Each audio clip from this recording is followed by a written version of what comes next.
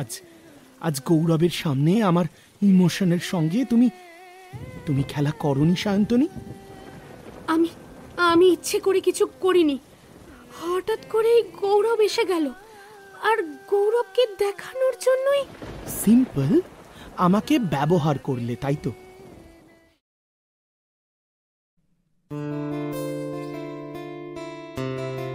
একটা তুলির আঁচড় দিলাম, আকাশ হলো নীল। সুখের অসুখ নিলাম তোমার চোখেতে ঝিলমিল। প্রেমের ফাঁদে পড়ুক না হয়, উড়ুক তাদের ঘুম। কৃষ্ণচূড়ায় লাল হলো এই ভালোবাসার মরশুম।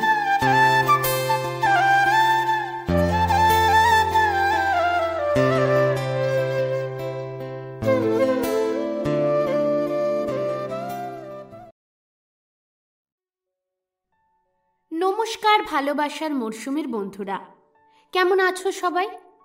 আমি তোমাদের বন্ধু অন্তরা নিয়ে চলে এসেছি প্রথম প্রেমের মতো গল্পের দ্বিতীয় তথা অন্তিম পর্ব। কিন্তু বিশ্বাস করো, একটুও ইচ্ছে ছিল না তোমাদের জন্য এই গল্পের অন্তিম পর্ব নিয়ে আসার। কেন?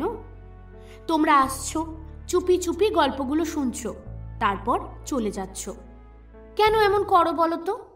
গল্প ভালো লাগলে একটু চ্যানেলটা সাবস্ক্রাইব করেই দাও না, আর সেই সঙ্গে নোটিফিকেশন পাওয়ার জন্য বেল আইকনটা প্রেস করে দিও। আর গল্প ভালো লাগলে লাইক আর কমেন্ট অবশ্যই চাই।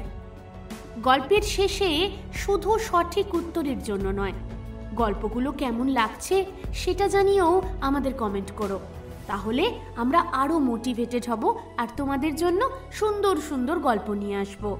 তাহলে চলো দেরি না করে শুরু করি প্রথম প্রেমের মতো অন্তিম পর্ব।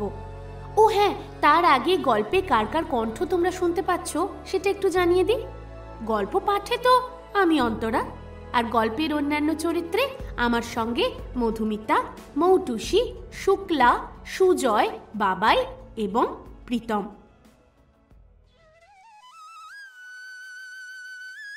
পুরনো আমলের সেগুন কাঠের খাট, হেডবোর্ডটায় সুন্দর নকশা করা। খাটের বাম দিকে বেশ বড় সাইজের একটা কাঠের আলমারি, সেই সঙ্গে স্টাডি ডেস্ক। ঘরের বড় বড় দুটো জানলা এবং দরজায় ঝুলছে সাদা পর্দা। ঘরটা দেখতে অনেকটা পুরনো দিনের জমিদার বাড়ির শয়নকক্ষের মতো। সুন্দর করে সাজানো হলেও ঘরটা কেমন যেন নিষ্প্রাণ ছিল এতদিন। কিন্তু তেল চকচকে লাল মেঝেটায় সাদা আলপনা, আর খাটের ডান পাশে রাখা নিচু টেবিলটায় একগোছা রজনীগন্ধা আর গোলাপের তোড়া পুরনো আমলের এই ঘরটাকে বেশ মায়াবী করে তুলেছে। তবে এই সব কিছুর থেকেও যা বেশি নজর কাড়ছে তা হলো এই বিরাট পালঙ্কের মধ্যেখানে লাল পাড় সাদা বেনারসি পরিহিত এক নারী মূর্তি। সময় যতই আধুনিক হোক না কেন, আটপৌরে বেনারসি আর সাবেকি গয়নায় বাঙালি নারীর রূপ এই পরিবেশেই সব থেকে বেশি খোলে, এমনটাই মনে করে হিমাদ্রি। হিমাদ্রি সরকার, পেশায় ইংরাজি শিক্ষক। দেখতে শুনতে অত্যন্ত সাধারণ এই মানুষটি আদতে কিন্তু খুবই বুদ্ধিমান এবং শার্প। একটিবার দেখলে তাকে যথেষ্ট ক্যাবলা মনে হলেও হাই পাওয়ার চশমার নিচে তার বুদ্ধিদীপ্ত চোখ দুটো প্রমাণ করে যা চোখে দেখা যায় তা সবসময় সত্যি হয় না। তবে হীনমন্যতায় ভোগে না এমনটা কিন্তু একেবারেই নয়। সায়ন্তনীর পাশে নিজেকে একেবারেই কল্পনা করতে পারে না হিমাদ্রি। মায়ের সঙ্গে ছোট থেকেই সায়ন্তনীদের বাড়ি যাতায়াত ছিল ওর। অনেকবার মুখোমুখিও হয়েছে সায়ন্তনীর। ছটফটে প্রাণোচ্ছল পাহাড়ি ঝর্ণার মতো মেয়েটা বরাবরই ওর মনে দোলা দিয়ে গেছে। একদমই মন খুলে কথা বলতে পারত না হিমাদ্রি, অথচ সায়ন্তনীর মুখে সর্বদাই যেন খই ফুটত। তবে হিমাদ্রিকে যে একেবারেই পছন্দ করত না সায়ন্তনী, সেটা ওর আচারে ব্যবহারে খুব ভালোই বুঝতে পারত হিমাদ্রি। ব্যঙ্গ করে মাঝে মাঝে সকলের সামনে ছোট করত হিমাদ্রিকে। তবে এইসব বিষয়ও একেবারেই গায়ে মাখতে চাইতো না। ভালোবাসলে বোধহয় 7 খুনও মাফ করা যায়। এই যেমন বিয়েটা যখন ঠিক হলো, খুব ভালো করেই জানতো ও সায়ন্তনী বাড়ি থেকে চলে গিয়েছিল। কারণটা কেউ না জানালেও আন্দাজ করতে পারে। এইরকম একটা কদাকার বিচ্ছিরি আনস্মার্ট ছেলেকে বাড়ির লোকেরা যদি বিয়ে করার জন্য জোর করে, তাহলে সায়ন্তনীর পক্ষে এইরকম একটা ডিসিশন নেওয়া খুবই স্বাভাবিক। ভেবেছিল হিমাদ্রি বিয়েতে না করে দেবে, কিন্তু ওই যে হ্যাংলা মনটা সায়ন্তনীকে নিজের করে পাওয়ার জন্য উৎসুক হয়ে উঠেছিল। একটু আপত্তি করলেও খুব বেশি কিছু বলেনিও। কিন্তু ছাদনা তলায় মুখের সামনে থেকে সায়ন্তনী পান পাতাটা সরাতেই ওর চোখের শীতল দৃষ্টি দেখে বুকের ভেতর অবধি কেঁপে উঠেছিল হিমাদ্রির। এতদিন পর্যন্ত ব্যঙ্গ বিদ্রুপ দেখেছে যে চোখে, আজ সেই চোখ দুটোতেই নিজের জন্য তীব্র ঘৃণা ছাড়া আর কিছুই যেন লক্ষ্য করতে পারল না ও। সুন্দর মুখটায় জোর করে কেউ যেন হাসি চাপিয়ে দিয়েছে। সপ্তপদীর সময় যখন আগুনে খই ফেলছিল ওরা, পিছন থেকে সায়ন্তনীকে আগলে নিয়েছিল হিমাদ্রি। কিন্তু নিজের পেটে সায়ন্তনীর কনুইয়ের ধাক্কা ওকে মনে করিয়ে দিয়েছিল ওর জায়গাটা। তখন মনে হয়েছিল সরে আসে, কিন্তু বড্ড দেরি হয়ে গিয়েছিল। সায়ন্তনীকে পাওয়ার লোভে সায়ন্তনীর সঙ্গে মস্ত বড় ভুল করে ফেলল না তো হিমাদ্রি? সারা জীবন ভালোবাসার মানুষটার চোখে নিজের প্রতি অবজ্ঞা অবহেলা সহ্য করতে পারবে তো? নাকি নিজের সর্বস্ব দিয়ে প্রমাণ করে দেবে সায়ন্তনীকে হিমাদ্রির থেকে ভালো কেউ বাঁচতে পারে না? নিজের ঘরটা সাদা গোলাপে মুড়ে ফেলতে চেয়েছিল হিমাদ্রি, কারণ সায়ন্তনীর প্রিয় সাদা গোলাপ। কিন্তু হঠাৎ করেই আপত্তি করে সায়ন্তনী। খুব বেশি কিছু নয়, শুধুমাত্র ওর একটা নাতেই নিজের সমস্ত পরিকল্পনা বাতিল করে দেয় হিমাদ্রি। একগোছা ফুল আর ওর হাতে আঁকা আলপনা, এইটুকুই করতে পেরেছে সায়ন্তনীর জন্য। নিজের ঘরের বাইরে অনেকক্ষণ দাঁড়িয়ে রইল হিমাদ্রি। বিয়ে করে এই বাড়িতে আসার পর থেকে খুব একটা ঘর থেকে বেরোয়নি সায়ন্তনী। করুণা দেবী ওকে ঘরে গিয়ে খাইয়ে দিয়ে এসেছেন। হিমাদ্রিও দূরে দূরেই থেকেছে, কিন্তু আজ রিসেপশন ছিল, তাও নিজেই এই দূরত্ব মেনটেন করেছে ও। কোনো অপ্রীতিকর ঘটনা চায়নি। তবে সায়ন্তনীর ওপর ওর বিশ্বাস ছিল, কোনো রকমে কোনো অসম্মান হয় এই ধরনের কাজ সায়ন্তনী অন্তত করবে না। শব্দ করে ঘড়িতে 2টো বাজলো। না, এইভাবে আর কতক্ষণ অপেক্ষা করবে? এতক্ষণে মেয়েটা হয়তো ঘুমিয়েই পড়েছে। দীর্ঘশ্বাস ফেলে নিজের ঘরে ঢুকলো হিমাদ্রি। তারপর পিছন ঘুরে দরজাটা বন্ধ করতে যাবে, আচমকাই কাজটা হঠাৎ করে কিভাবে হয়ে যাবে বুঝতে পারেনি সায়ন্তনী। পিতলের একটা গ্লাসে জল রাখা ছিল মাথার কাছের টেবিলটায়। ওটাকেই খালি করে নিজের হাতে অস্ত্রের মতো রেখেছিল ও। হিমাদ্রি জোর করতে এলেই আঘাত করবে এটা দিয়ে। সেই মতোই হাতে শক্ত করে গ্লাসটা ধরে হিমাদ্রির জন্য অপেক্ষা করছিল ও। কিন্তু হঠাৎ করে হিমাদ্রিকে দেখে মাথার মধ্যে কি যেন সব হয়ে গেল। রাগের চোটে ওকে ঘরে ঢুকতে দেখেই গ্লাসটা ছুঁড়ে মারল ওর দিকে। বিকট শব্দটা বড্ড বেশি অস্বস্তিতে ফেলে দিল হিমাদ্রিকে। এমনিতে শান্ত হলেও রাগলে একেবারে চণ্ডাল। কথাটা সায়ন্তনী খুব ভালো করেই জানে। কিন্তু সায়ন্তনীকে এই মুহূর্তে রাগ দেখাবে না হিমাদ্রি, কারণ ওর রাগ দেখানোর অর্থই হচ্ছে ওকে আরও নিজের থেকে দূরে সরিয়ে দেওয়া। একটুর জন্য গ্লাসটা গায়ে লাগেনি ওর। নিচু হয়ে বসে গ্লাসটা হাতে তুলে নিল হিমাদ্রি। তারপর সায়ন্তনীর দিকে তাকিয়ে বলল,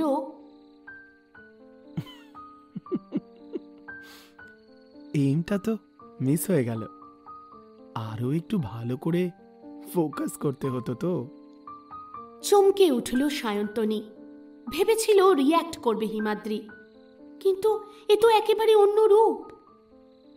একটু এগিয়ে এসে গ্লাসটা টেবিলের উপর আবার রেখে দিল হিমাদ্রি। তারপর বিছানাটায় হাত দিয়ে বসতে যাবে, ঠিক সেই সময় চেঁচিয়ে উঠল সায়ন্তনী,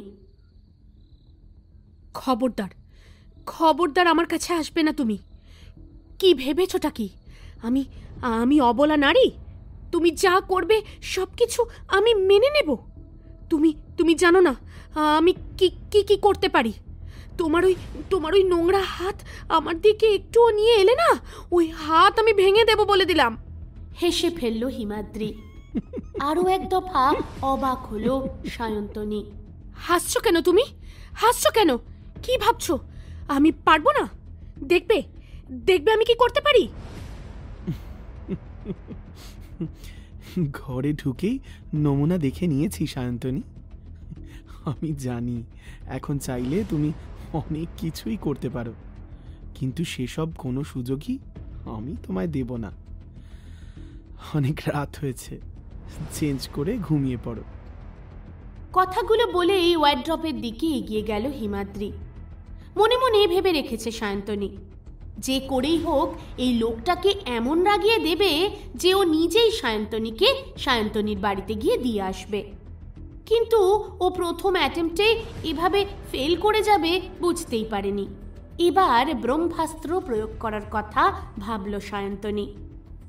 গৌরবের কথা নিশ্চয়ই হিমাদ্রি জানে না, তাই নিজের বয়ফ্রেন্ডের গল্প ওর হাজব্যান্ডকে বললে আশা করি ওর হাজব্যান্ড সহ্য করবে না সেটা। এই ভেবেই কথাগুলো বলতে শুরু করলো সায়ন্তনী। দেখো, একটা কথা আমি তোমায় পরিষ্কার করে জানিয়ে দিতে চাই। এই বিয়েটা এক প্রকার আমাকে জোর করেই দেওয়া হয়েছে।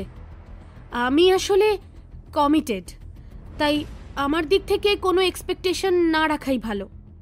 হ্যাঁ, বিয়ের আগে কথাগুলো বলে দেওয়া উচিত ছিল, কিন্তু সুযোগ করে উঠতে পারিনি, বা বলতে পারো আমাকে বলতে দেওয়া হয়নি। তবে চিন্তা করার কোনো কারণ নেই। তুমি চাইলে আমাকে ডিভোর্স দিয়ে দিতেই পারো। আর সত্যি কথা বলতে আমিও এমনটাই চাই। আর হ্যাঁ, চিন্তা ভাবনা করার কিছু নেই। আমার টাকা পয়সা কোনো কিছু। মুখের সামনে নিজের ট্রলি ব্যাগটা দেখতে পেয়েই চুপ করে গেল সায়ন্তনী। চোখ তুলে তাকালো সামনের দিকে। মনটা আনন্দে নেচে উঠল। তাহলে কি আজকেই ওকে বাড়ি থেকে বেরিয়ে যেতে বলছে হিমাদ্রি? বলছিলাম, আজকে তো অনেকটা রাত হয়ে গেছে, যদি কালকে সকালে যেতাম।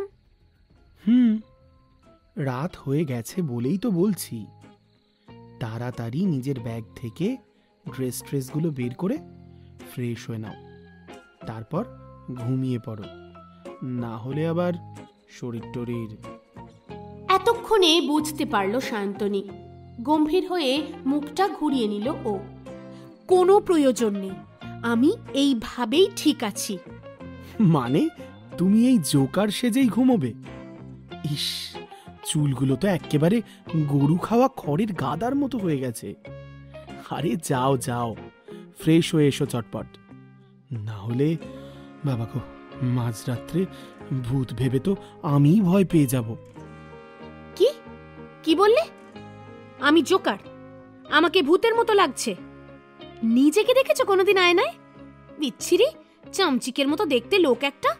তোমার 14 গোষ্ঠীর ভাগ্য ভালো যে আমাকে বিয়ে করতে পেরেছো তুমি, না হলে তোমার মতো একটা বিতখুঁটি বিচ্ছিরি লোককে আমি অন্তত। কোনোদিন বিয়ে করতে না, তাই তো? দীর্ঘশ্বাস ফেলল হিমাদ্রি। তারপর বলল, আমি জানি সায়ন্তনী, নিজের থেকে কোনোদিনই তুমি আমায় বিয়ে করতে চাওনি, কিন্তু কি করবে বলো? হয়ে যখন গেছে। বললাম না আমি একজনকে ভালোবাসি। এই সব কিছু জানার পরেও তুমি। উফ, সত্যি সায়ন্তনী, এবার একটু চুপ করো। লক্ষ্মীর পাঁচালি তো শুনেই যাচ্ছি। বিষয়টা না কিরকম যেন সিনেমার মতো হয়ে যাচ্ছে। ফুলশয্যার রাতে বরের কাছে ডিভোর্স চাইল স্ত্রী। বিশ্বাস করো, পেপারে হেডলাইন হলে ভালো লাগতো। প্লিজ, অনেক রাত হয়েছে, এত কথা আমার ভালো লাগছে না। আমরা বরং কাল কথা বলি, কেমন? এখন আমি ঘুমোবো। হাঁ হয়ে গেল সায়ন্তনী। বিয়ের আগে কোনোদিন একে সেইভাবে কথা বলতেই শোনেনি, অথচ এখন এত বুলি। যতটা বোকা ভেবেছিল লোকটাকে, ততটা বোকা নয়। সত্যিই তো, সায়ন্তনী তো ভেবেছিল একটা কথাও বলবে না আর আজকে, কিন্তু এত কথা যে ও বলে ফেললো, এখন মনে হচ্ছে প্রেস্টিজটাই একেবারে পাংচার হয়ে যাচ্ছে। অন্য কিছু ভাবতে হবে। মুখটা ঘুরিয়ে খাট থেকে নেমে গেল ও। তারপর নিজের ড্রেস নিয়ে ঢুকে পড়ল ওয়াশরুমে। জানলার সামনে গিয়ে চুপ করে দাঁড়ালো হিমাদ্রি। মনে মনে আজকের দিনটাকে ঘিরে কত স্বপ্ন দেখেছে ও। আজ ওর জীবনের সবচেয়ে গুরুত্বপূর্ণ একটা দিন। আর আজকেই হিমাদ্রি জানতে পারল ওর স্ত্রীর ভালোবাসা সম্পর্কে, তাও আবার বউয়ের মুখ থেকেই। নিজেকে বড্ড অসহায় আর একা লাগলো। আজকের মতো কথার জালে আটকে ফেলেছে সায়ন্তনীকে, কিন্তু এভাবে কতদিন পারবে ও? জোর করে তো আর আটকে রাখা যাবে না। একদিন না একদিন সব বাঁধন ছিঁড়ে ঠিকই চলে যাবে সায়ন্তনী। সেদিন কি করবে হিমাদ্রি? পারবে তো বেঁচে থাকতে? পারবে তো শ্বাস নিতে? এসব কথা ভাবতে ভাবতেই নাকের মধ্যে একটা জুঁই ফুলের গন্ধ ভেসে এলো। ঘাড় ঘুরিয়ে তাকালো হিমাদ্রি। ফ্রেশ হয়ে ওয়াশরুম থেকে বেরিয়ে এসেছে সায়ন্তনী। মুখে মেকআপের চিহ্ন মাত্র নেই। এই স্নিগ্ধ রূপেই তো প্রেয়সীকে কল্পনা করেছে ও এতদিন। কি দরকার এইসব রঙের প্রলেপ? এমনিতেই তো সায়ন্তনী কত সুন্দর। হারিয়ে গিয়েছিল হিমাদ্রি। সায়ন্তনীর গলাটা কানে পৌঁছতেই নড়ে চড়ে উঠল ও। হাঁ করে তাকিয়ে আছো কেন? ঘুম পাচ্ছে আমার। কোথায় ঘুমোবো? কেন? ঘরে এত বড় একটা খাট রয়েছে, দেখতে পাচ্ছ না? ওখানেই শুয়ে পড়ো। হোয়াট? তুমি আর আমি এক বেডে? ইম্পসিবল। তোমার সঙ্গে আমি বেড শেয়ার করতে পারবো না। এই ভয়টাই এতক্ষণ পাচ্ছিল হিমাদ্রি, কিন্তু আজকে তো কোনো উপায়ই নেই। কিছু না কিছুভাবে ম্যানেজ করতেই হবে। দেখো সায়ন্তনী, এই ঘরে না একটাই খাট, আর আমি ওই হিন্দি বা বাংলা সিরিয়ালের হিরো নই যে বালিশ নিয়ে সোফায় শুয়ে পড়ব অথবা ঘর থেকে বাইরে বেরিয়ে যাব। এই ঘরটা তোমার আমার দুজনের। আমাদের সমান অধিকার রয়েছে। নির্দ্বিধায় তুমি খাটের একদিকে শুয়ে পড়তে পারো, আর আমার দিক থেকে কোনো সমস্যা হবে না, আই প্রমিস। তোমাকে আমি বিশ্বাস করি না। আর তাছাড়াও আমার বয়ফ্রেন্ড যদি জানতে পারে। কথাটা খানিকটা খোঁচা দেওয়ার জন্যই বলেছে সায়ন্তনী। এটাও ওর প্ল্যানেরই একটা অংশ। এইভাবেই হিমাদ্রির মনে নিজের জন্য অনেকটা ঘৃণা তৈরি করতে চায় ও।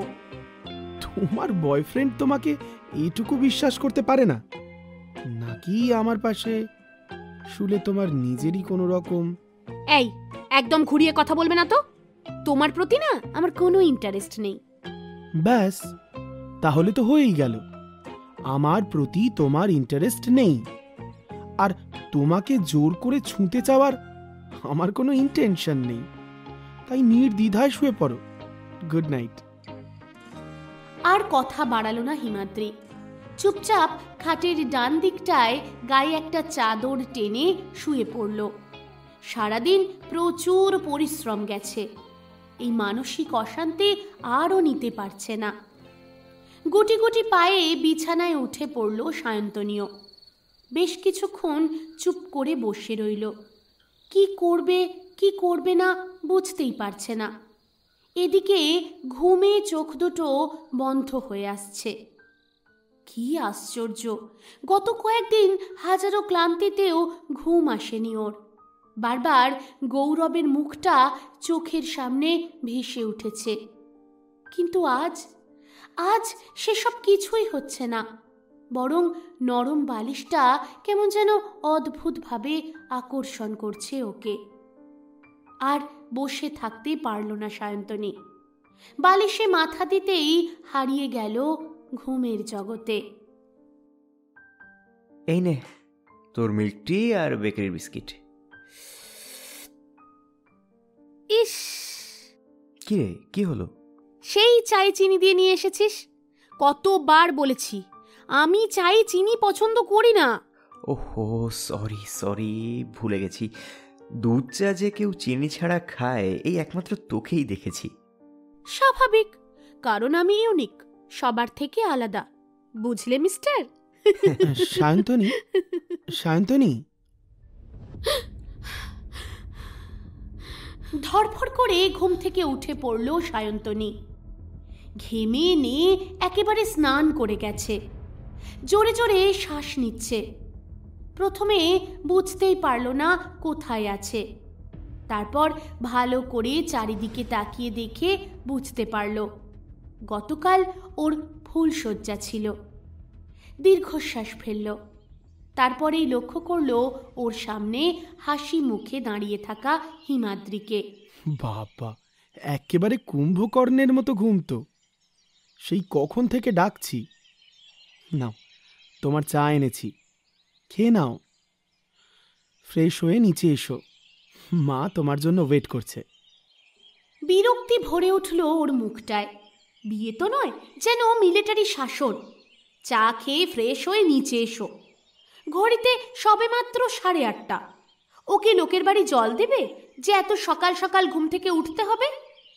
মনে মনে ভাবছিল আরেকবার শুয়ে পড়বে, কিন্তু গরম ধোঁয়া ওঠা চাটা দেখে ইচ্ছেটা মনের মধ্যেই দমিয়ে ফেলল ও। চাটা মুখে দিতেই আবেশে চোখটা মুজে ফেলল সায়ন্তনী। তারপরেই চমকে উঠল ও। চিনি ছাড়া দুধ চা? কি আশ্চর্য! কি করে জানলো হিমাদ্রি যে ও চায়ে? আরে কি হলো? চা হাতে করে বসে আছো কেন? চটপট করো। তুমি তুমি কি করে জানলে? কি কি কি করে জানলাম? এই যে আমি চিনি ছাড়া দুধ চা খাই। হালকা হাসি ফুটে উঠল হিমাদ্রির মুখে। হাত দুটো কোমরে দিয়ে সোজাসুজি সায়ন্তনীর দিকে তাকালো। তারপর বলল, তোমার সম্পর্কে এমন অনেক কিছু আমি জানি সায়ন্তনী, যেগুলো হয়তো তুমি নিজেও জানো না। যাকে বাদ দাও, নিচে যাচ্ছি, চটপট এসো। আর হ্যাঁ, আজ আর শাড়ি পরতে হবে না। আমি জানি শাড়িতে তুমি কমফোর্টেবল নও। আর কোনো কথা বলল না হিমাদ্রি। দরজা দিয়ে বাইরে বেরিয়ে গেল। আরও কত সারপ্রাইজ পাবে জানে না সায়ন্তনী। ওর সম্পর্কে এত কিছু জানে হিমাদ্রি, আর সায়ন্তনী চুপচাপ ওর সব কথা শুনছে। না না, এটা তো ঠিক হচ্ছে না। এবার সবকিছু উল্টো করবে। হিমাদ্রি যা বলবে ঠিক তার উল্টো। এসো বৌমা, এসো, এই চেয়ারটায় বসো। ও রতনের বউ, দুটো গরম লুচি ভেজে নিয়ে এসো। ময়দার জিনিস একদম পছন্দ নয় সায়ন্তনীর। লুচি তো একেবারেই নয়। একটার বেশি দুটো খেলেই কেমন যেন গা গুলিয়ে ওঠে। লুচি খাবে না বলতেই যাচ্ছিল, সঙ্গে সঙ্গে হিমাদ্রি বলে উঠল, বলছিলাম কালকেই তো অত রিচ খাওয়া দাওয়া হয়েছে, আজকে আর সকালে ওই লুচি টুচি খাওয়ার কি খুব প্রয়োজন আছে?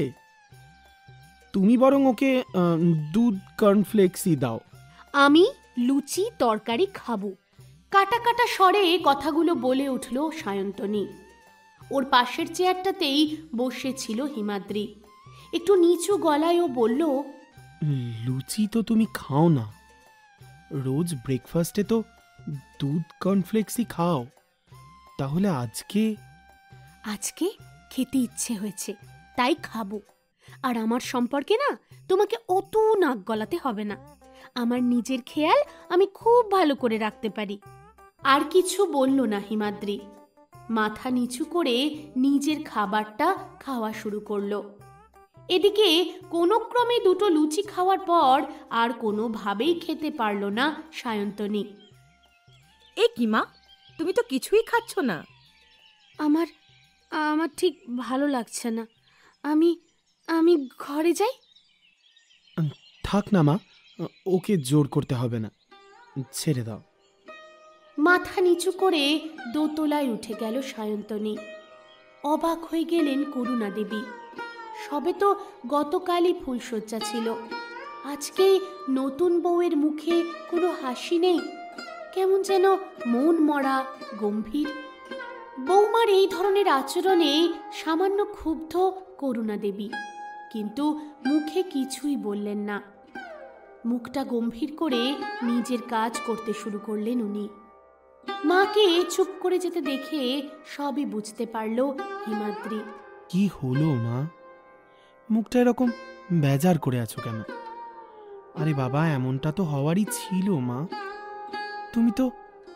তুমি তো সবকিছু জানতে, জেনে শুনেই তো ডিসিশনটা নিয়েছো, বলো?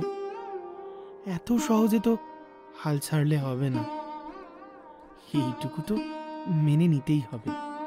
প্লিজ মা, বোঝার চেষ্টা করো, তুমি তো অবুঝ নও, বলো? দীর্ঘশ্বাস ফেললেন করুণা দেবী। সত্যিই তো সবকিছুই জানেন উনি, এমনকি সায়ন্তনী যে বাড়ি থেকে পালিয়ে গিয়েছিল তাও তার কাছে গোপন নেই। তবে কি ছেলেকে সবকিছু বলে দিয়েছে ও? কিন্তু ছেলেকে দেখে তো বেশ খুশি খুশি মনে হচ্ছে। কি যে হচ্ছে কিছু বুঝতেই পারলেন না করুণা দেবী। এর চেয়ে নিজের কাজে মন দেওয়াই ভালো।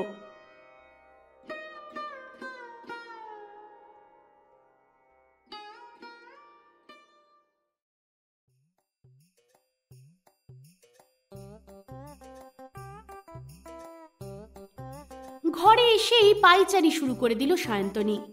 মাত্র দুটো লুচি খেয়ে খিদেটা যেন আরেকটু বেড়ে গেছিল ওর। আরে আরে, কি হলো? এইরকম দৌড়দৌড়ি করছো কেন? বেশ করেছি, তোমার কি পেট ভরে খাওয়া হয়ে গেছে? এখন হাসতে হাসতে এসে হাজির হলেন। এখানে কি করতে এসেছো তুমি? মজা দেখতে? ওই দেখো, আমি তো তখনই তোমাকে বললাম লুচি সহ্য হয় না যখন। কে বলল সহ্য হয় না লুচি? লুচি আমার ফেভারিট, আমি লুচি ভালোবাসি। আচ্ছা আচ্ছা, ঠিক আছে, এখন যদি তোমার খিদে পেয়ে থাকে তাহলে ওই যে ওই টেবিলে একটা বড় চকলেটের প্যাকেট আছে, ওখান থেকে যদি। কথাটা শেষ করতে পারল না হিমাদ্রি, তার আগেই এক লাফে টেবিলের কাছে পৌঁছে গেল সায়ন্তনী। Wow, dark chocolate! তুমি কি করে জানলে আমার ডার্ক চকলেট? এক একটা মুহূর্ত সবকিছুকে ভুলিয়ে দেয় নিমেষে। চকলেটটা দেখে খুব খুশি হয়েছিল ও, কিন্তু হঠাৎ করে কিছু একটা মনে পড়ে গেল। চকলেটটাতে হাতই দিল না ও। গৌরবের সঙ্গে যখনই দেখা হতো ওর জন্য ডার্ক চকলেট নিয়ে আসতো গৌরব। সবসময় ওকে প্যাম্পার করত, মাথায় করে রাখত। সেই গৌরব কত সহজে ওকে ভুলে গেল, একটিবার খোঁজ পর্যন্ত করল না। কান্না পেয়ে গেল ওর। চুপ করে দাঁড়িয়ে রইল টেবিলের সামনে। কি কি হয়েছে সায়ন্তনী? কি হলো তোমার? দৌড়ে এলো সায়ন্তনী, চেপে ধরল হিমাদ্রির কলারটা, তারপর জোর গলায় বলে উঠল, সবকিছু তোমার জন্য হয়েছে, সবকিছু তোমার জন্য। গৌরবকে আমার বাবা মা মেনে নেয়নি। ভালো মানুষের মুখোশ পরে তুমি ওদের ব্রেন ওয়াশ করেছ। অত্যন্ত ধূর্ত চতুর লোক তুমি। কি ভেবেছ তোমার প্ল্যান আমি ধরতে পারবো না? সেই ছোট্টবেলা থেকে এই একটা লক্ষ্য নিয়েই তুমি আমাদের বাড়ি যেতে, লুকিয়ে লুকিয়ে আমায় দেখতে, আমাকে পেতে চাইতে, আর তার জন্যই এই নোংরা খেলাটা খেলে আমার জীবনটা শেষ করে দিলে তুমি। সায়ন্তনী, কষ্ট আর রাগ মিলিয়ে এক অদ্ভুত অনুভূতি ঘিরে ধরল হিমাদ্রিকে। এতটা না, মানে এতটা ঘৃণা করো তুমি আমায়? কি করেছি আমি সায়ন্তনী? হ্যাঁ, আমি ছোট থেকে তোমাদের বাড়ি যেতাম, তোমাকে দেখতাম, কিন্তু কোনো দিন কি তোমার কাছে নিজের ভালোবাসার প্রস্তাব নিয়ে গেছি? স্কুল, কলেজ, সব জায়গাতেই তোমার অ্যাফেয়ার ছিল, সবটাই আমি জানি। চাইলেই আঙ্কেলকে জানাতে পারতাম। করেছি আমি সেসব? আর বিয়ের প্রস্তাব, সে তো তোমার বাবা আমার মাকে দিয়েছিলেন। আমার মা বা আমি কেউই নই। তুমি বাধ্য করেছো, তোমার ভালো মানুষই দিয়ে তুমি ওদের বশ করেছো। তুমি নিজের মধ্যে নেই সায়ন্তনী। আচ্ছা আচ্ছা, বেশ, মেনে নিলাম আমি ওদের বশ করেছি। কি কি কি যেন নাম? গৌরব, গৌরব, রাইট? গৌরব। আচ্ছা, গৌরবকেও কি আমি বশ করেছি বুঝি? ও কেন তোমায় ছেড়ে দিয়ে চলে গেল সায়ন্তনী? কি জন্য, কি কারণে বলো? পারবে বলতে? বলো। ওকে ওকে বাবা মা অপমান করেছে, বাড়ি ডেকে ওকে অসম্মান করেছে, তাই জন্যই তাই জন্যই ও নিজের ভালোবাসাকে মাঝপথে ছেড়ে পালালো। যদি প্রকৃত ভালোবাসতো, পারতো না তোমার জন্য আঙ্কেলের কাছে একটু নিচু হতে? বড়রা আমাদের অনেক কিছুই বলেন, সব সময় সব কিছুকে নিজের গায়ে মেখে নিজের ক্ষতি করাটা কি বুদ্ধিমানের কাজ নাকি সায়ন্তনী? আস্তে আস্তে শান্ত হয়ে গেল সায়ন্তনী। সত্যি তো, এই বাইরের ছেলেটাকে অপমান করে কি পাবে ও, যেখানে নিজের বাবা মাই ওকে বুঝল না? সেখানে হিমাদ্রি বা গৌরব, এরা তো কোন ছাড়। ওকে শান্ত হয়ে যেতে দেখেই আবার বলল হিমাদ্রি, যা হবার হয়ে গেছে। অতীতে ফিরে যেতে আমি রাজি নই। আর নিজের স্ত্রীকে অন্যের হাতে হাসি মুখে তুলে দেব, এমন মানুষও আমি নই। চেষ্টা করব, নিশ্চয়ই চেষ্টা করব কিছুদিন মানিয়ে নেওয়ার। যদি মানিয়ে নিতে পারো, সম্পর্ক থাকবে, আর না হলে ডিভোর্সের অপশন তো রইলই। আরে আমি জানি আমাকে একেবারেই পছন্দ করো না তুমি, তবুও এই আমি হাত জোর করে তোমাকে অনুরোধ করছি, অন্তত মায়ের সামনে আমাকে ছোট করো না। আর হ্যাঁ, এই চার দেওয়ালের মাঝখানে যা থাকে থাকুক, সেটাকে অন্তত 5 জনের সামনে টেনে নিয়ে এসো না প্লিজ।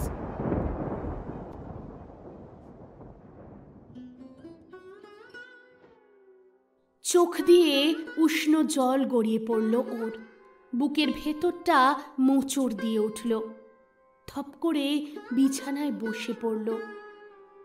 আজ এতগুলো কথা বলতে চায়নি হিমাদ্রি, কিন্তু কিভাবে যে বলল নিজেই জানে না। তবে মেয়েটাকে স্বাভাবিক করার জন্য এইটুকু তো ওকে করতেই হতো।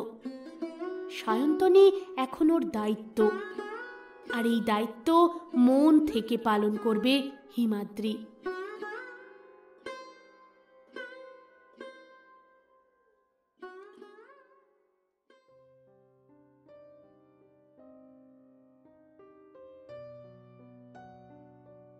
কেটে গেছে প্রায় 1 মাস। সায়ন্তনী আর হিমাদ্রির সম্পর্কের উন্নতি তো হয়নি, বরং অবনতি হয়েছে বেশ খানিকটা। সেদিনকার সেই আলোচনার পর থেকেই আর একে অপরের সঙ্গে প্রয়োজন ছাড়া কথা বলেনি ওরা। অষ্টমঙ্গলায় বাড়ি পর্যন্ত যায়নি সায়ন্তনী, নিজের বাবা মায়ের সঙ্গে ফোনে কথা পর্যন্ত বলতে চায়নি। 1-2বার চেষ্টা করেছিল হিমাদ্রি, কিন্তু পরিষ্কার না করে দিয়েছে সায়ন্তনী। কেমন আছিস মা? কেন ফোন করেছো এখানে? তোমরা কি বুঝতে পারছো না আমি একটু একা থাকতে চাই? কেন বারবার বিরক্ত করছো? আসলে তোর বাবার শরীরটা একটু খারাপ, বারবার তোকে দেখতে চাইছে, সেই জন্যই আমি। একবার কি বাড়ি আসা যেত না সায়ন্তনী? কেন? তুমি তো রয়েছো বাবার সেবা করার জন্য, তার ভালো ও মন্দ সবটা দেখে রাখার জন্য। আমাকে কেন প্রয়োজন? কি বলছিস তুই? যা বলছি ঠিক বলছি। প্লিজ আমাকে আর ফোন করে বিরক্ত করবে না তুমি। তুমি তুমি আমার কেউ নও, বুঝলে? তুমি আমার কেউ নও। একা একা ঘরেই কাটে ওর। প্রতিদিন ঘুম থেকে ওঠার আগেই মাথার কাছে চায়ের কাপ পৌঁছে যায়। চাটুকু খেয়ে ফ্রেশ হয়ে যখন নিচে নেমে আসে, ততক্ষণে ভাত খেয়ে স্কুলে যাওয়ার জন্য তৈরি থাকে হিমাদ্রি। নিচে এসে ব্রেকফাস্ট করে আবারও ঘরে ফিরে যায় ও। কারোর সঙ্গে কোনো কথা বলে না, একেবারেই নিজেকে সবকিছু থেকে গুটিয়ে ফেলেছে ও। ভিতর ভিতর গুমড়ে গুমড়ে শেষ হয়ে যায়, তবুও কারোর কাছে নিজের মনের কথা প্রকাশ করে না। এদিকে করুণা দেবীও দিন দিন বিরক্ত হয়ে উঠেছেন। নতুন বউ পাড়া প্রতিবেশী তো দূর, বরের সঙ্গে দুদণ্ড গল্প করে না। অনেক আশা করে ছেলের বিয়ে দিয়েছিলেন, ভেবেছিলেন সংসারের চাপে নিজেকে মানিয়ে নেবে সায়ন্তনী। কিন্তু এই মেয়ের জেদ আর রাগ দেখে আজ নিজেকেই বড্ড অপরাধী মনে হচ্ছে ছেলের চোখের সামনে। ভালো করতে গিয়ে ছেলেটার কি ক্ষতি করে ফেললেন?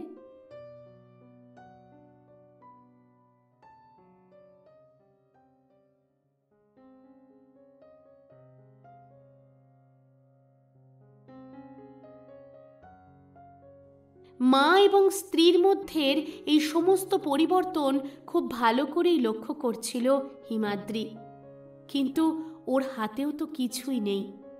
এমনিতে মনের কথা খুব একটা প্রকাশ করে না। নিজের স্ত্রী যাকে প্রাণের চেয়েও বেশি ভালোবাসে, তার চোখে নিজের প্রতি ঘৃণা দেখতে দেখতে ক্লান্ত হয়ে পড়েছে ও। এই মানসিক যন্ত্রণা আর কতদিন যে সহ্য করতে হবে জানে না। চাইলে সায়ন্তনীর বাবা মা, এমনকি নিজের মায়ের ওপরেও রাগ দেখাতে পারত ও। এই বর্তমান পরিস্থিতির জন্য তো ও দায়ী নয়, কিন্তু নিজের জন্য কাউকে কিছু বলতে আর ভালো লাগে না। জোর করে অধিকার ফলিয়ে কোনো লাভ তো নেই। এইভাবে সায়ন্তনীর মনে কোনোভাবেই নিজের জন্য জায়গা তৈরি করতে পারবে না, তাই আর সেইভাবে চেষ্টাও করে না হিমাদ্রি। সবটাই সময়ের হাতে ছেড়ে দিয়েছে। স্কুল থেকে বাড়ি, বাড়ি থেকে স্কুল, রুটিনে কোনো পরিবর্তন আসেনি। বিবাহিত হলে কি হবে, ওর জীবনের কোনো পরিবর্তনই আসেনি, শুধু বাড়িতে সংখ্যায় একজন বেড়েছে। সামনেই মায়ের জন্মদিন। প্রত্যেকবার নিজের হাতে মায়ের জন্য উপহার কেনে হিমাদ্রি। খুব ইচ্ছা ছিল বিয়ের পর ও আর সায়ন্তনী একসঙ্গে গিয়ে মায়ের জন্য কিছু একটা কিনে নিয়ে আসবে, কিন্তু সায়ন্তনী তো কোনোভাবে ওর সঙ্গে কোথাও যেতে রাজি নয়। তবুও আজ রাতে একবার সায়ন্তনীকে কথাটা জানালো হিমাদ্রি। কিভাবে যেন রাজি হয়ে গেল ও। আসলে বিয়ের পরবর্তী সামাজিক নিয়ম শৃঙ্খলার বেড়াজালে আটকে পড়ে হাঁসফাঁস করছিল মনটা।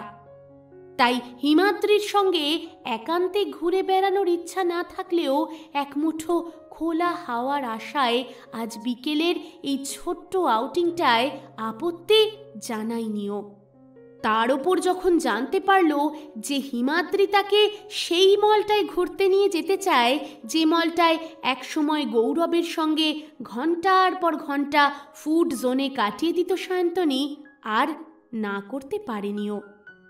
বেশ কিছু নস্টালজিয়া আর অনেক সুখ স্মৃতি জড়িয়ে রয়েছে এই জায়গাটার সঙ্গে। বহুদিন হয়ে গেল, গৌরবের সঙ্গে আর কোনো যোগাযোগ নেই, তবুও অস্তিত্বটা সামান্য হলেও অনুভব করতে পারে এখনো। ওখানে গেলে হয়তো আরো একটু বেশি কিছু ফিল করবে। খানিকটা অস্বস্তি, খানিকটা অভিমান আর একটা অদ্ভুত চাপা কষ্ট নিয়ে হিমাদ্রির পিছন পিছন মলে ঢুকলো সায়ন্তনী। সায়ন্তনী, ওই কসমেটিক্সের স্টোরটায় খুব যাতায়াত, তাই না? খানিকটা চমকে গিয়ে হিমাদ্রির দিকে তাকালো সায়ন্তনী, তবুও কনফিডেন্সটা বজায় রেখে জিজ্ঞাসা করলো, তুমি কি করে জানলে? জানি ম্যাডাম, জানি। এমন অনেক কিছুই জানি আপনার সম্বন্ধে। হোমওয়ার্ক করেছি রীতিমতো। হোমওয়ার্ক না স্পাইগিরি? সায়ন্তনীর বাঁকা ভ্রু আর খানিকটা গম্ভীর মুখ দেখে পরিস্থিতি আবার স্বাভাবিক করতে হিমাদ্রি বলল, আরে আরে ম্যাডাম, রেগে যাচ্ছ মনে হচ্ছে। আরে আমি তো জাস্ট মজা করছিলাম। বলছি, মনের মতো কয়েকটা মেকআপ প্রোডাক্ট কিনলে মন কি একটু ভালো হয়? আমার এখন সেরকম কিছু দরকার নেই, আর যখন দরকার হবে তখন আমি নিজেই কিনে নিতে পারবো। ক্লিয়ার? আরে আরে, সে কি? বিউটি কুইন মিসেস সায়ন্তনীর মেকআপ প্রোডাক্টে আপত্তি? না, সূর্য মনে হচ্ছে আজ পশ্চিম দিকে উঠেছে। বরের মুখে বিউটি কুইন শব্দটা শুনে খানিকটা মনে মনে আনন্দ পায়নি তা নয়, এমনকি নাকের দুপাশটা একটু হলেও লজ্জায় লাল হয়েছে। তবুও এই ছেলের সামনে নিজের পার্সোনালিটি ডিসঅর্ডার হতে দিলে তো চলবে না, তাই চোখে মুখে গাম্ভীর্যটা বেশ বজায় রাখল। শাড়ি সামলে এসকালেটরে ওঠার সময় সামান্য একটু ডিসব্যালেন্স হয়েই গিয়েছিল, তবে পিছন থেকে হিমাদ্রি সামলে নিয়েছে। যদিও বিদ্যুৎ গতিতে হিমাদ্রির থেকে চটপট 2 স্টেপ ওপরে উঠে নিজের দূরত্বটা বজায় রেখেছে সায়ন্তনী। এসকালেটর গ্রাউন্ড ফ্লোর থেকে ফার্স্ট ফ্লোরে উঠতেই সায়ন্তনীর চোখের মুখের রাগটা আরও যেন বেড়ে গেল। জানোয়ার, অসভ্য, ইতর ছেলে একটা! আমাকে রিজেক্ট করে আমার মুখের উপরে দরজা বন্ধ করে একা একা কানে হেডফোন গুঁজে দিব্যি মলের মধ্যে ঘুরে বেড়াচ্ছে। এনজয় করছো নিজের লাইফটা, না? গৌরব, গৌরব, তোকে আমি দেখিয়ে দেব। সায়ন্তনীও না তোকে ছাড়া ভালো থাকতে জানে। মনের মধ্যে কথাগুলো বলতে বলতেই অদ্ভুত আচরণ করে ফেলল সায়ন্তনী।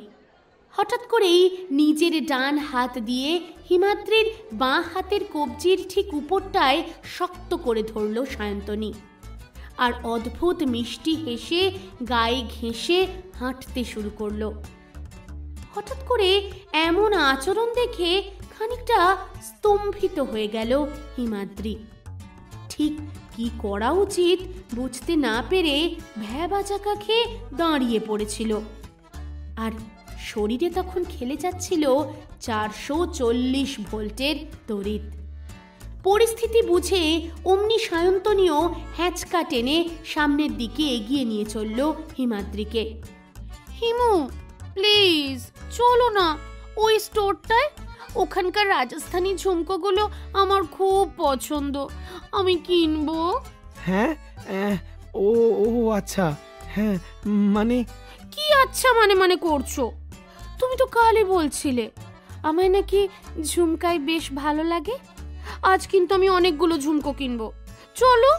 হ্যাঁ, যাচ্ছি। আমি কাল বলেছিলাম বুঝি। ওদের কথোপকথন খুব কাছ থেকেই প্রত্যক্ষ করছে গৌরব। চোখ দুটো সামান্য গোল গোল আর মুখটা হাঁ হয়ে গেছে। আরেকটু হলেই হোঁচট খেয়ে পড়তে পারত ফ্লোরের উপরেই। আর গৌরবের এরকম নাকানি চোবানি খাওয়া অবস্থা দেখে মনে মনে বেশ মজাই পাচ্ছিল সায়ন্তনী। হিমাদ্রি আর সায়ন্তনী গৌরবের সামনে দিয়ে হেঁটে যাচ্ছিল দেখেই গৌরব মাথা নিচু করে ওখান থেকে প্রায় কেটে পড়তে চাইলেও বাদ সাধল সায়ন্তনী। আরে গৌরব যে, কি ব্যাপার? শপিং মলে উইন্ডো শপিং বুঝি? ও শান্তনী, তুই? না মানে শপিং মানে মানে বুঝেছি বুঝেছি, নিশ্চয়ই গার্লফ্রেন্ডের জন্য। Sinking sinking drinking water. তা কোথায় সেই লাকি ওয়ান, কোথায়? না মানে ওসব কিছু নয়, আমি তো মানে এমনি আমার জন্যই একটা টি শার্ট কিনতে এসেছিলাম। আরে আমি জাস্ট জোক করছি, ঘাবড়ে যাচ্ছিস কেন? আর বাই দ্য ওয়ে, তোর সাথে আমি কেন এত কথা বলছি? আমার তো তোর সাথে কথা বলাই উচিত নয়। হ্যাঁ মানে আর কি, কেন? আমার বিয়ের ইনভিটেশন কার্ড পেয়েও তুই এলি না তো। আচ্ছা ছাড়, বাদ দে। শোন, পরিচয় করিয়ে দি, আমার হাজব্যান্ড হিমাদ্রি। হিমু, ও আমার এক সময়ের বেস্ট ফ্রেন্ড। জানি, গৌরব, রাইট? মনে মনে খানিকটা প্রমাদ গুনল সায়ন্তনী, তবুও মুখের হাসিটা বজায় রাখল। মনে মনে ভাবল, কেলেঙ্কারি, এই লোকটা এই সম্বন্ধেও জানে। খানিকটা গলাটা পরিষ্কার করে নিয়েও বলল, ও হিমু, তুমি ওকে চেনো? By the way, what a pleasant surprise না? হ্যাঁ, আসলে গৌরবকে আমি আগেও দু একবার দেখেছি। আলটিমেটলি একই শহরের বাসিন্দা আমরা। কি গৌরব, তাই তো? Nice to meet you. বলেই হাত বাড়িয়ে গৌরবের সঙ্গে করমর্দনের জন্য আবেদন জানালো। প্রতিউত্তরে গৌরব খানিকটা হেসে হিমাদ্রিকে বলল, হ্যাঁ হিমাদ্রিদা, আমারও আপনাকে চেনা লাগছে। পৃথিবীটা তো গোল, ঘুরে ফিরে সবাই সেই এক জায়গাতেই। বুঝলে মিস্টার, আসলে আমরা সবাই পুতুলের মতো। চাবিকাঠিটা দম দিয়ে ছেড়ে দেওয়া হয়েছে আমাদের, ঘুরে বেড়াচ্ছি। দম শেষ হয়ে গেলে থেমে যাব। হ্যাঁ ঠিকই বলেছেন। হয়তো ভালো আছেন তো? পরিস্থিতি সামাল দেওয়ার জন্য সামান্য কথা ঘোরানোর চেষ্টা করল গৌরব, কিন্তু আচমকাই কথোপকথনের দখল নিল সায়ন্তনী। ভালো আছে মানে? খোশ মেজাজে আছেন বাবু। দিব্যি দুদিন অন্তর দুদিন শ্বশুর বাড়ি জামাই আদর খাচ্ছেন। কি হিমু, তাই তো? খানিকটা মজাই পাচ্ছে মনে মনে হিমাদ্রি। খুব ভালো করেই বুঝতে পারছে ওর সামনে কি ঘটে চলেছে। তবু সায়ন্তনী যদি এভাবেই মজা পায় তাতেও হিমাদ্রির খুব একটা আপত্তি নেই। তাই সায়ন্তনীর কথায় তাল মিলিয়ে হিমাদ্রিও যোগ করল, হ্যাঁ গৌরব, সেটা সত্যি কথা। আসলে বিয়ের পর থেকেই তো বোধহয় 20-25 দিনেই প্রচুর ওয়েট পুট অন করেছি জানো। এখন তো ভাবছি তোমার মতো জিম জয়েন করব। কি যে বলছেন হিমাদ্রিদা, আসলে শ্বশুরবাড়ির আদর যত্ন পাওয়া ভাগ্যের ব্যাপার। আপনি ভাগ্যবান মানুষ। যা বলেছ ভাই, ভাগ্য করে শ্বশুরবাড়ি আর বউ দুটোই পেয়েছি বুঝলে। তাই ট্রিট তো বানতা হ্যায়। চলো না, ফুড জোনে গিয়ে তোমায় একটু ট্রিট দেওয়া যাক। না মানে সামান্য কিছু। আরে না না, সেসব না হয় অন্য একদিন হবে। আজ একটু তাড়া আছে দাদা। সে কি, এত তাড়া তোর কিসের? যাক ছাড়, বাদ দে। আজকে আমরাই বরং একটু আমাদের মতো করে এনজয় করি। তুই এক কাজ করিস, আমার শ্বশুর বাড়ি তোর বাড়ির ওই জাস্ট কয়েকটা লেন পরেই, একদিন চলে আসিস। ও হ্যাঁ, ছুটির দিন দেখে আসিস কিন্তু। হিমাদ্রি, আমি আর তুই মিলে জমিয়ে আড্ডা দেব। বড্ড অবাক হলো গৌরব। বিয়ের এই কটা দিনের মধ্যেই মেয়েটা কিভাবে এতটা পাল্টে গেল। একেবারে ভুলে গেল ওদের সম্পর্কের কথা। এত খুশি আছে মেয়েটা, হিমাদ্রির সঙ্গে? নিশ্চয়ই, একদিন অবশ্যই পৌঁছে যাব। দেখিস, কথা দিয়ে কথা রাখতে হবে কিন্তু। পৌঁছে যাওয়া চাই, পালিয়ে গেলে কিন্তু চলবে না। কথাটার মধ্যে যে একটা তীর্যক মানে রয়েছে তা বুঝতে বাকি রইল না গৌরবের। এমনকি এই কথাটা হিমাদ্রিও ভালো করেই বুঝতে পারল, আর তার চেয়েও বেশি করে উপলব্ধি করতে পারল সায়ন্তনীর মনের চাপা কষ্টটা। অজান্তেই সায়ন্তনীর বাম হাতের তালুটা আলতো করে চাপ দিয়ে দাঁড়িয়ে রইল হিমাদ্রি। গৌরব বিদায় নিয়ে চলে গেল মুহূর্তেই। অলক্ষ্যে দীর্ঘশ্বাস ফেলল হিমাদ্রিও। গৌরব এগিয়ে যেতেই নিজেকে আরও একবার বিষণ্ণতার কুয়াশায় ঢেকে ফেলল সায়ন্তনী। হিমাদ্রির হাত ছাড়িয়ে এগিয়ে গেল সামনের দিকে। একটু মজা করেই বলে উঠল হিমাদ্রি, বলছিলাম সায়ন্তনী, ওভার অ্যাক্টিংটা একটু বেশি হয়ে গেল না? ওভার অ্যাক্টিং যখন, ওভারই তো করতে হবে, তাই না? ডিসগাস্টিং। Wow, beautiful. হেসে ফেলল ও। সত্যি তো, আর প্রয়োজন নেই এই নাটকের, বুঝতে পারল হিমাদ্রি। নিজের পরিস্থিতির কথা ভেবে হাসি পাচ্ছে। তবে মন্দের ভালো একটা ঘটনা আজ ওর সঙ্গে ঘটেছে। এই প্রথমবার কারোর সামনে হিমাদ্রিকে নিজের স্বামী হিসাবে পরিচয় করিয়ে দিয়েছে সায়ন্তনী। গৌরবকে দেখানোর জন্য যখন ওর হাতটা জড়িয়ে ধরেছিল সায়ন্তনী, নিজেকে সব থেকে সুখী মানুষ মনে হচ্ছিল ওর। আর বাড়ি ফিরে আসার পরও ওর এই উষ্ণ নরম স্পর্শ এখনো যেন উপলব্ধি করতে পারছিল হিমাদ্রি।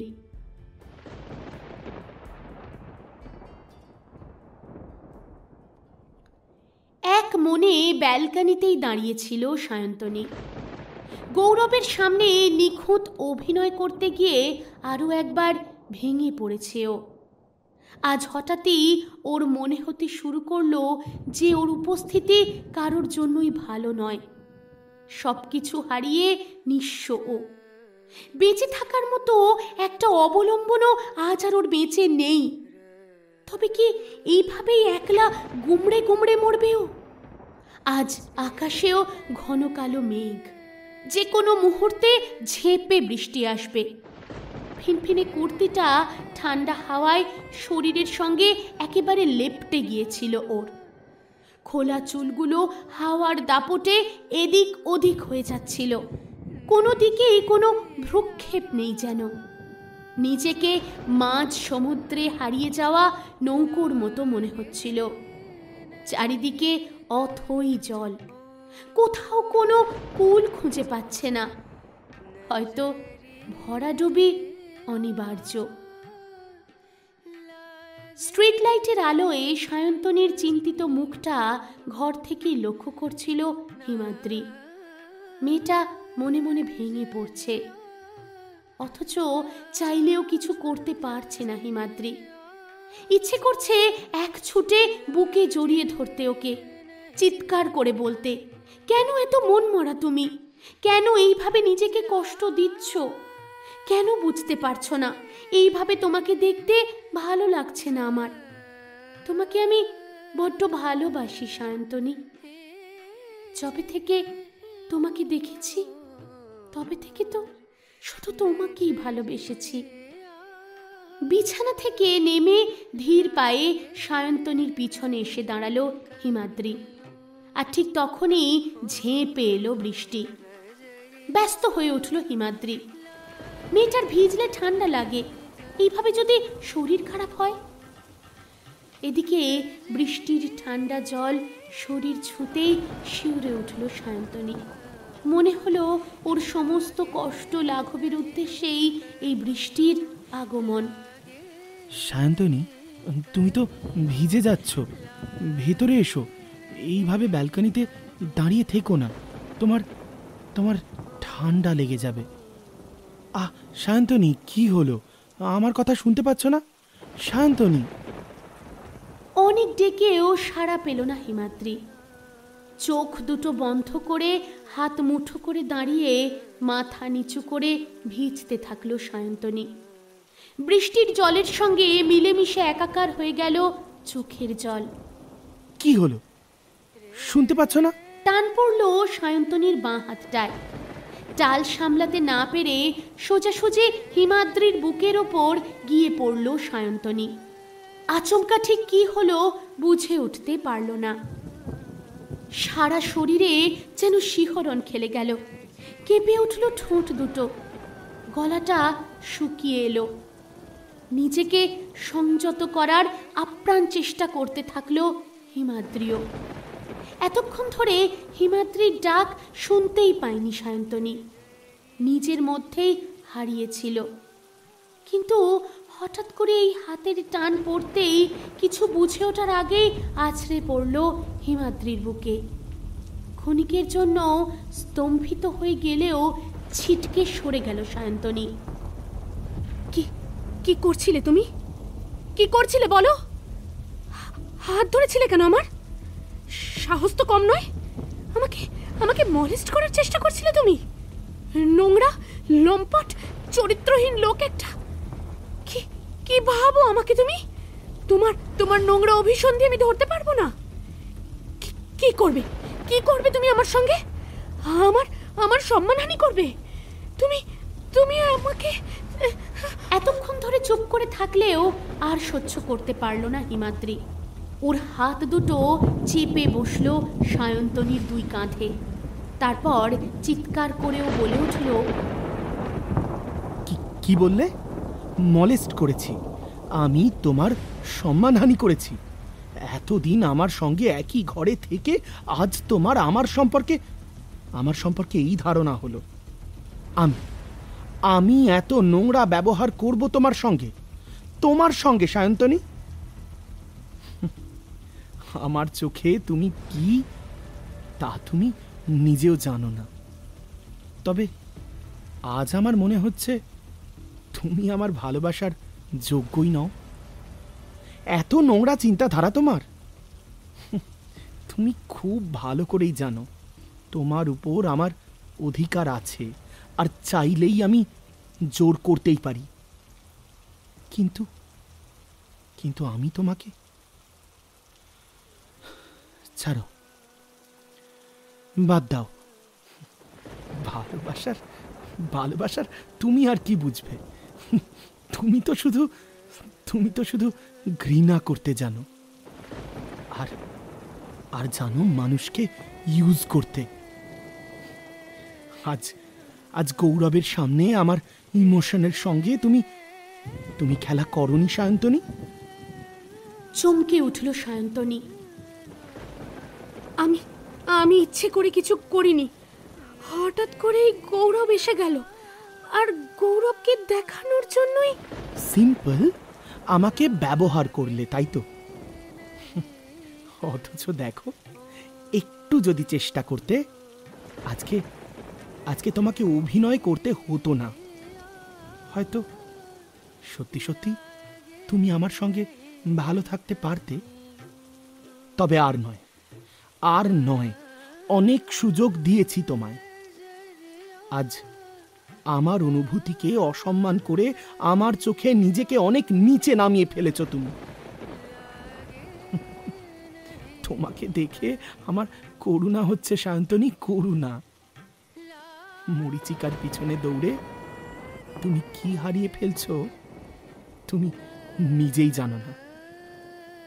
কথাগুলো বলে সায়ন্তনীকে ওখানে রেখেই ঘর থেকে চলে গেল হিমাদ্রি। ওয়াশরুমে গিয়ে চেঞ্জ করে সোজা বেরিয়ে গেল ঘর থেকে। বৃষ্টির মধ্যে একা দাঁড়িয়ে রইল সায়ন্তনী। কি বলে গেল হিমাদ্রি বোঝার চেষ্টা করতে থাকলো।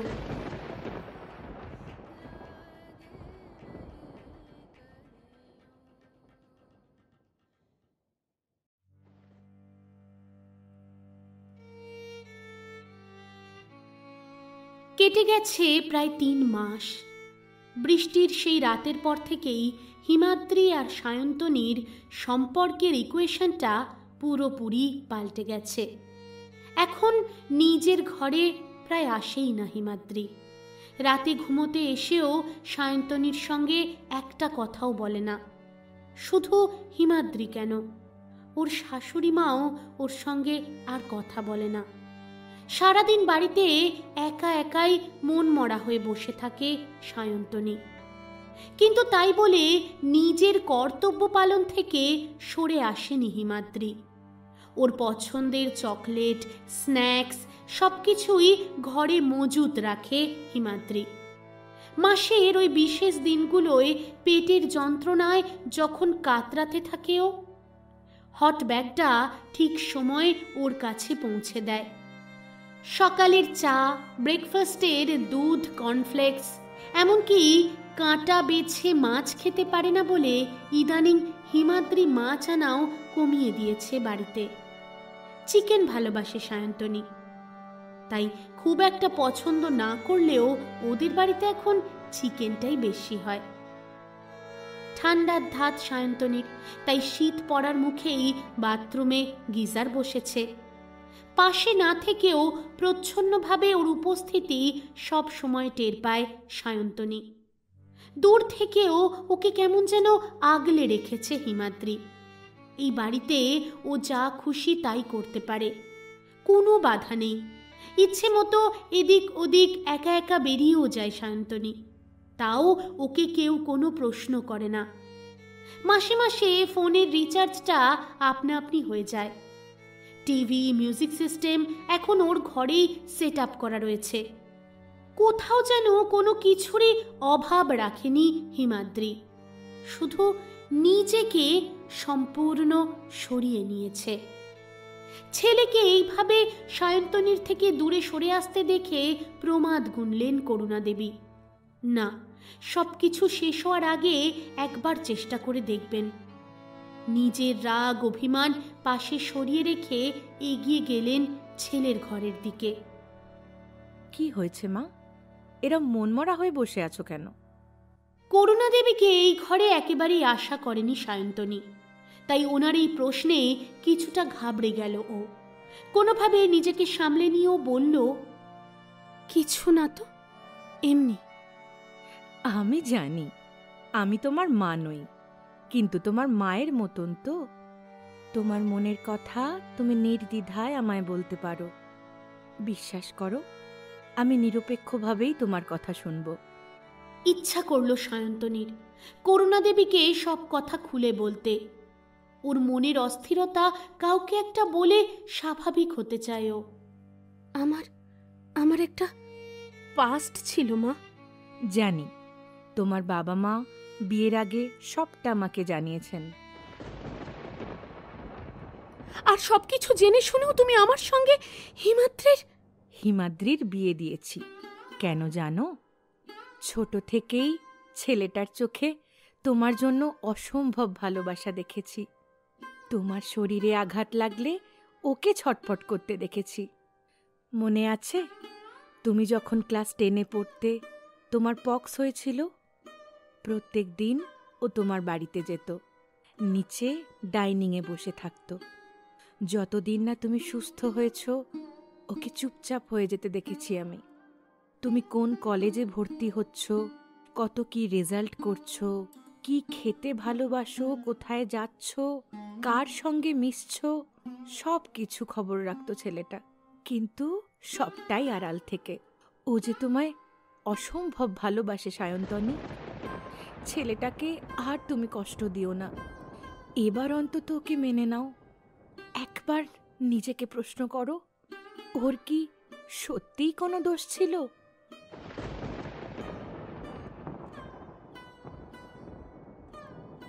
আরও যেন বিভ্রান্ত হয়ে গেল সায়ন্তনী। ছটফট করে উঠল ও। সব ছেড়ে পালিয়ে যেতে ইচ্ছে করল কোথাও। আজ মনের সব অভিযোগ পাশে সরিয়ে রেখে বাড়িতে ফোন করল ও। কেন তা বোধ হয় ও নিজেই জানে না। হ্যালো মা। মেয়ের গলার শব্দটা শুনেই কেমন যেন অস্বাভাবিক লাগলো কমলিকা দেবীর। ব্যস্ত হয়ে উঠলেন তিনি। কি হয়েছে সায়ন্তনী? শরীর খারাপ? কেউ কিছু বলেছে? বল আমাকে। আমি বাড়ি যাব, আমাকে নিয়ে চলো এখান থেকে। কেউ আমাকে ভালোবাসে না, কেউ আমার কথা ভাবে না মা। এ কি বলছিস মা? হিমাদ্রি তো তেমন ছেলে নয়, নিশ্চয়ই তোর বোঝার ভুল হয়েছে। কথাগুলো শুনেই আবার যেন এক রাশ অভিমান ঘিরে ধরল সায়ন্তনীকে। ও সরি, তোমাকে ফোন করাটাই বোধহয় আমার ভুল হয়েছে না? আমি তো তোমার নিজের মেয়ে নই। নিজের মেয়ে হলে আমার কষ্টটা তুমি বুঝতে পারতে। কি বলছিস কি সায়ন্তনী? কেন আমাকে এতটা পর করে দিচ্ছিস? সত্যি করে বলতো, আজ পর্যন্ত কোনোদিন তোর মনে হয়েছে আমি তোর সঙ্গে কোনো অন্যায় হতে দিয়েছি? আজ কমলিকা দেবীর প্রত্যেকটা কথা কেমন যেন সত্যি মনে হচ্ছে ওর। মনে হচ্ছে পারলে একমাত্র তিনিই পারবেন ওকে সঠিক রাস্তা দেখাতে। মেয়ের দিক থেকে কোনো উত্তর না পেয়ে প্রথমে একটু হতাশ হলেও আবার নিজের মতো বলতে শুরু করলেন কমলিকা দেবী। যা ঘটার ঘটে গেছে সায়ন্তনী, নিজের নিজের জীবনে সবাই এগিয়ে গিয়েছে। খোঁজ নিয়ে দেখো তো, তোমার প্রাক্তন প্রেমিক হয়তো নিজের কেরিয়ার নিয়ে ব্যস্ত, অথচ তোমাকে দেখো বিয়ের 3 মাস পরেও তুমি যেখানে ছিলে সেখানেই দাঁড়িয়ে আছো।